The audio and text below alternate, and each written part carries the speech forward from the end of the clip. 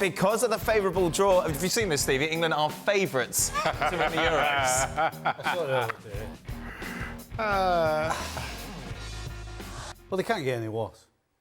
Well, that's it. And obviously the theory is you can't have a Germany or Spain favourites because someone's going to knock each other out on the way to the final. But the fact that they're in the side of of what's left, yes, 100% is the reason why they're favourites.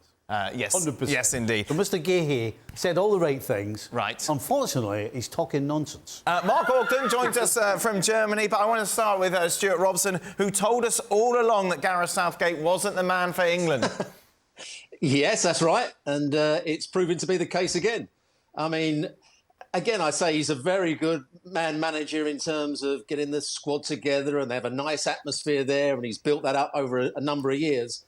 But when the key decisions have to be made, when he has to change tactics halfway through a game, when things aren't going right, when he has to make sure the players are on the front foot, when they start to drop that little bit deeper, he's been incapable of doing it. We can go back to the Croatia semi-final. We can go back to the final against Italy. We can go back to the game against France when they got knocked out in the World Cup. In all those games, England had a massive chance to win those games, and the only person that let them down was the manager by not making the right tactical decisions, not imposing himself on the team when he needed to, and making wrong decisions with his substitutions.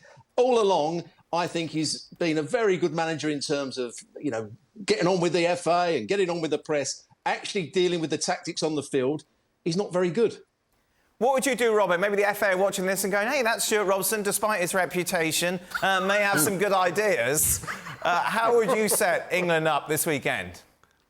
There's two ways you can go, because we're all talking about who you could leave out the side. And I remember you, Dan, saying, well, right at the beginning, Foden and Bellingham, best players in Europe. You got Bellingham, who was La Liga, best player in La Liga. You got Foden, who was the best player in the Premier League. Harry Kane scored loads of goals. You wouldn't think about leaving them out. And I don't think that Gareth Southgate can leave them out at the moment. He's got to give them one more go. The only other thing he could do is bring in a centre-forward to play alongside Harry Kane and Watkins and play two up front, play Bellingham and Foden in behind. You play a back three, Saka down one side as the wing-back and Trippier down the other side as the wing-back. Oh. That's the way you'd get more out of Harry Kane. You get a player that's going to run in behind him and still got Harry Kane's scoring ability. You get the forward runs of Bellingham and Foden. You get Rice holding in the midfield, and you get Walker just tucking in to be a right-sided centre-half, which he does brilliantly for Manchester City. So that's the only other way you can go, other than making changes at half-time when things aren't going well, or if they aren't going well. But then you've got another player playing out of position, Saka, Robbo. Well, he plays on the right-hand side, so he'd be high up the field. He can play as a right winger, not as a right wing-back, as a right winger. And Trippier would be slightly the opposite. When they haven't got the ball, he would drop back into left-back and Walker would push across the right-back. So that's the way they can go. And that's. I don't think he'll do it, but that's a possibility if you want to get more out of Harry Kane as a front player. Is Robbo only playing 10 players there? Front two, two in behind, back three, two wing backs. Oh, don't pick on Robbo. He's going to get narky. Did you not miss out? Did I not say Rice as well? Shaka, you said two up front, two in behind, a back three and two wing backs. And Rice runs the holding midfield player. Clear your ears out, Shaka. Clear your ears out.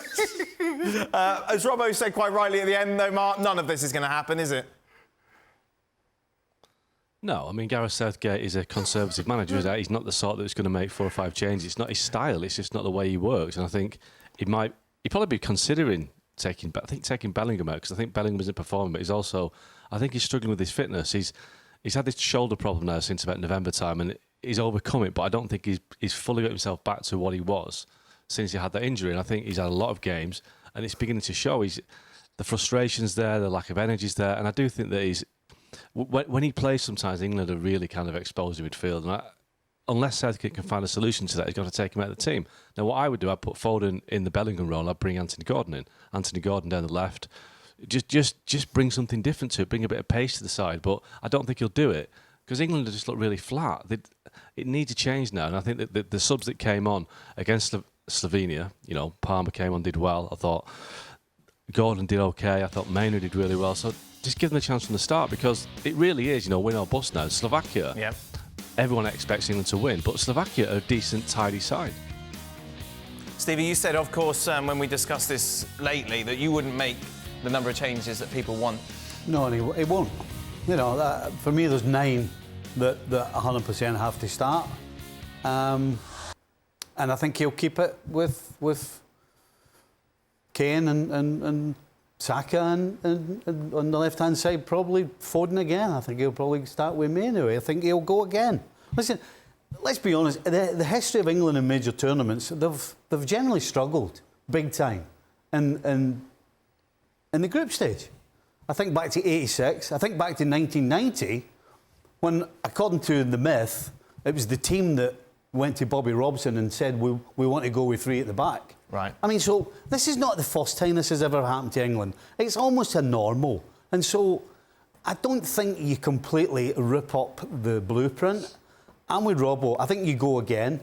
But I think if it's not going wrong, if it's not going right, then you have to take drastic action. Then I think maybe you do go with 2 up front. But that ain't going to happen. Gareth Southgate is not going to do that. I think it's a sad testament to where England are, that everybody who recommends changes to formation, and both Stuart and Mark and Steve have made those. But you make those suggestions and then immediately you follow it with, well, Gareth Southgate's not going to do it.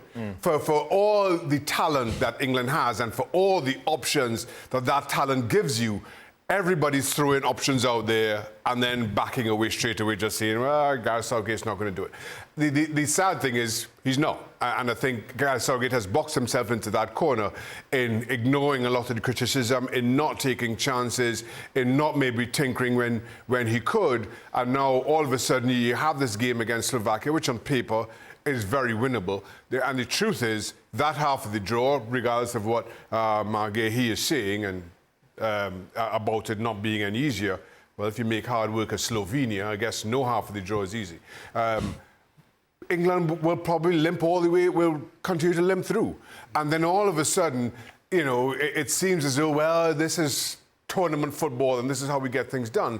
When, let's be honest, it's more by luck of the draw and more by luck of results in other groups, if England go deep in this tournament, than by design. How dare you, Shaka.